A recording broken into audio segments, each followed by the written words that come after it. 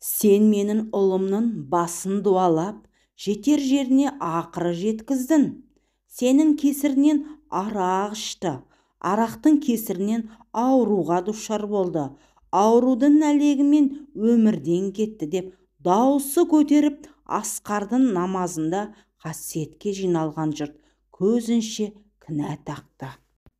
Бұл да ештеңе емес екен. Асқар өз анасының қатыгездігін әбден біліпті. Өзі онкодиспансерде емделіп жатқанда нотариатты шақыртып, 2 бөлмелі пәтерін қасиетке және туған қызы 5 жасар Анарға қалдыруға өсиет етіпті. Бұл жайды қасиет білмейді де. Бір жылдан өтер-өтпесте Сәнімгүл Асқардың үйін сатқысы келген. Ал бұл үйдің заңды егесі болып шықты. Енді бұрынғы ма? Сәнімгүл одан әрі жыны қозды. Отбасындағы Асқардан кейінгі 2 ұлын, 3 қызын үйіне шақыртып, қасиеттен өсиетке қалдырған үйді тартып алуды керектігін айтты. Ұлдары бірден шешесіне қарсылық білдірді. Мам, сол 2 бөлмелі пәтерге қарап қалған жоқсыз ғой. Бәрі бар емес пе сізде? Қасиет біздің ағамыздың әйелі, қызы сіздің немереңіз. Асқар өзі қалдырды қыз Анарға, әйелі қасиетке. Енді олар тұрсын, үйінде шаруаңыз болмасын. Сіздің бұл ісіңіз дұрыс емес. Бәріміз басымызда үй бар. Асқардың аруағы мен рухы үшін тиіспенші соларға, деді. Ой, сендер бәрін қайырымды бола қалдыңдар. Ал, мен салонымды кеңейтуім керек. Мен қасиеттегі үйді қалай тартып аламын? Өз бизнесімді өзім жасап отырмын. Менің де қызым өсіп келеді. Күйеуім жоқ, маған ақша керек, деді Сәнімгүл үлкен қызы жеке шаштара салоны бар Рая. Мыналардың бәрі бар ғой, тура әкесі. Тау қозғалса қозғалмайтын бәлелер. Сен, Рая, өзің бір нәрсені ойластыр. Мен оған өшіккенде Асқардың қалдырған үйін бермеймін дедім бе? Бермеймін. Болды, бітті осымен сөз, деді шешесі. Сәнімгүл сұрланып, қаны ішіне тартып. Күйеу балалары енесіне үндемеді, сонымен тарқасты. Міне, осындай ұлдар мен келіндері арасында ірткі салып отырған әйелді теледидарға шақыртып, отбасының ауызбіршілігі туралы сұхбат жүргізген тілшілерге не дейсің? Қасиет осы шулы әйел Сәнімгүлден мүлде құтылғысы келіп, үйді де бере салғысы келген. Бұл жайды қызметтестеріне айтып ойын бөлісті. Әріптестерінің бәрі бір ауыздан қарсы болды. Қасиет-ай, сен неге үйтесің? Байғысы келсе сенен пәтерді тартып алу керек пе? Асқар өз анасының мінезін білген. Қыз Анардың болашағын ойлап пәтерін қалдырады ғой марқұм. Сондықтан сен керісінше басыңды алып қашпай, Асқардың үшін бұған қарсы тұрудың керек. Олар сенің заңды үйіңді ешқашан тартып ала алмайды. Ондай дүниеқор адамдардан бәрі шығады, қасиет. Өздерін абай болыңдар, сендерге қауіп төндіруі де мүмкін, деді шет жақта газет қарап отырған қызметтес Ерболат. Қазір телеарнада неше түрлі кинолар көрсетіп жатыр. Мәскеудің НТВ Мир каналын қарандаршы. Небір сұмдықты көрсетеді. Сондай оқиғалар біздің елде жоқ дейсің бе? Бар, бірақ бізді олардағыдай кино жасап көрсетпейді. Адамдар қазір құнығып кетті. Дүние, ақша, мұрагерлік, үй-жай дейсің бе? Ағайындылар арасында таластар көп. Тіпті әкесі мен баласы, қызы мен анасы арасында осыған ұқсас жайларға шошынасың. Әкем айтушы еді, ақыр заман келерде адамдар бұзылады деп. Сол болып жатыр ғой. Бұл сөзді естігенде қасиеттің денесі түршігіп кетті. Жалғыз қызы балабақшаға барады. оны бір күні бақшадан алып кетіп пәтерді бер, не оның құнын бер десе ше. Жоқ, бетін әрі қылсын. Осы ойды неге ойлап қалдым? Тфай, кетсін, құрсын бәрі деп үстелді ұрды. Арада көп күн өткен жоқ болатын. Дәрігерлердің облыстық конференциясы болып, қасиетті ең жақсы терапевт есебінде баяндама жасауға осы шараға жіберген. Жиналыс сағат 17-де аяқталды. Сонында делегаттар үшін арнайы жайылған дастарханға қарамай балабақшадағы қызына асығып қасиет кетіп қалды. Жолда келе жатқанда жүрегі әлденеге қатты соққандай болды. Мұндайсы болмайтын. Мүмкін баяндама жасағанда қатты толқып едім, содан шығар деп асығыс жүрісін сәл баяулатты.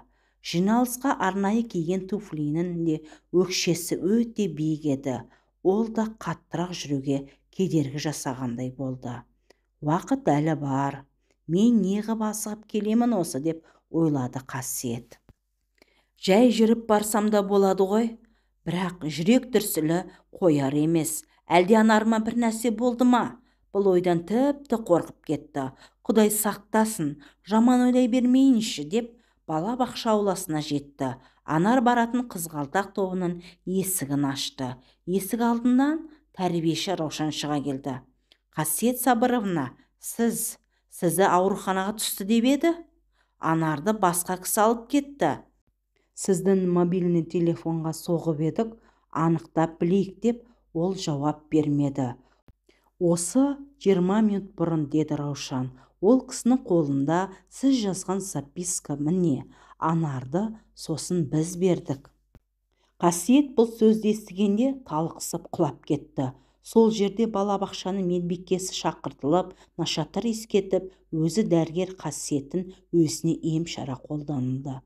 Мен ешқандай ауруханаға түспедім, конференцияда болдым, баяндама жасадым. Жүрегім әлі де не сезгенде екен-ау. Анарым, ай, енді қайдан табам? Сені кім алып кетті екен? Қасиет жазды деген хатқа былай жазылыпты. Мен шұғыл ауруханаға түсіп қалдым. Бұл барған кісі менің сіңлім, Анарды берерсіз. Ертең Анар бақшаға келмейді. Сіңлім үйінде, мен ауруханада шыққанша қарайды. Рахмет. Қазір кеш болмай тұрғанда полицияға хабарлайық, деді балабақшада күтушілердің тағы бірі. Жоқ, бұл қай жақтан келіп тұрған бәле екенін жүрегіммен сезіп тұрмын. Мен қазір бір кісімен ақылдасамын. Сендер енді бұдан араласпай-ақ қойыңдар, деп балабақшадан Қасиет шыға берген. Мен сізбен бірге барамын. Мен қолыммен беріп жіберіп едім. Мен де кінәлімін. Әрі сіз жалғыз болмаңыз. Мен қасыңызда жүрейін деп тәрбиеші Раушанда Қасиетпен бірге шықты. Жолда келе жатып Қасиет қызметтес жігіт Ерболатқа телефон соғып болған оқиғаны баян етті. Сен тура үйіне бара бер. Саған олар звондауға тиісті. Мен айттым ғой анау күні. Мүмкін үйдің құжатын сұрар, мүмкін басқа. Мен де қазір саған барамын, деді Ерболат. Үйге барған соң тағы да ақылдасамыз. Анар мен Раушан үйге келді. Артынша Ерболат та ентігіп жетті. Мүмкін Анарды тіпті басқа біреу алып кетсе ше, енді не істеймін деп Қасиет үйге келген соң көз жасын көлдетті. Құрсын, осы пәтер бәле болды ғой. Аламын десе алсын, мен енді келісемін, беремін, егер осы пәтерге қарап тұрса. Сонан соң тәрбиеші Раушаннан Анарды алып кеткен әйелдің келбетіні, киім-киісін сұрастыра бастады. Қасиеттің қобалжуы Раушанды да қорқыта бастады. Қасиет Сабыровна, полицияға барайықшы, айтайық осы жайды, дей берді Раушанда. Баланы алып кеткеніне әлі 1 сағат болған жоқ. Кешкі сағат 9-ға дейін күтейік. Егер болмаса полицияға бару керек, деп ақыл берді Ерболат. Екі әйелдің үрейлі түрлерін көрген соң. Менің ойымша, тура Ресейде кинолардың біріндей болайын деп тұр. Анарды алып кетіп отырған сенің өз қайынсының Рая. Шешесі екеуінің бар ойы сенен пәтерді алу. Олар ертеңге дейін шыдамайды. Қазір телефон соғып қалар.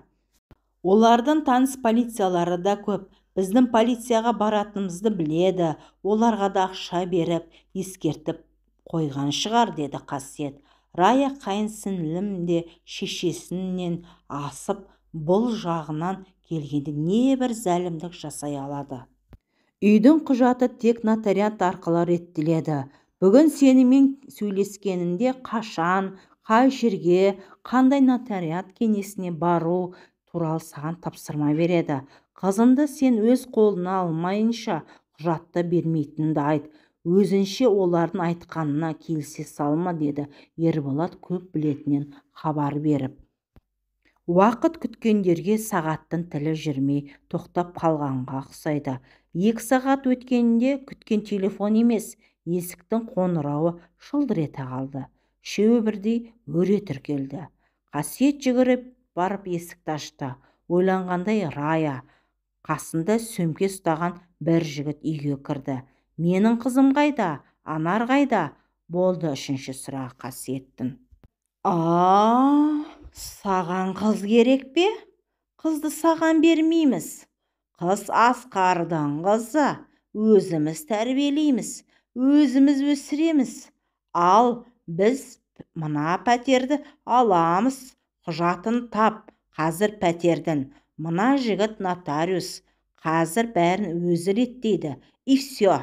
Бұл пәтерге сенің еңбегің сіңген жоқ. Асқардың арқасында жұмысқа тұрдың. Асқардың арқасында пәтерлі болдың. Енді хватит.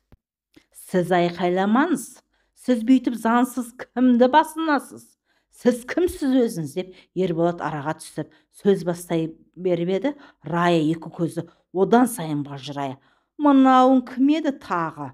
Асқар ауруханада жатқанда бір адаммен жүреді деп естіп едім. Сол ма мынауың арашаға түсіп тұрған? Қалай ондай сөзге аузыңыз барады, Рая? Сен менің арыма тиіспе. Мен ерегіскенде саған ешқандай пәтерді де бермеймін. Шық үйден қазір, деп Қасиет бірінші рет арына жала жапқанына ашынып және дауысын көтере. Ойбай-ау, мынау не дейді, Дауысын шығайын депті ғой өзінің, деді де долданған Рая Қасиеттің қасына жетіп келіп, екі қолымен жағасына жабысып, өкпесі тұсынан ұрып, қабырғаға итеріп кеп қалды.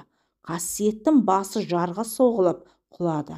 Мұны көрген бақшаның тәрбиешісі Раушан да қарап тұрған жоқ. Раяға тұра ұмтылды.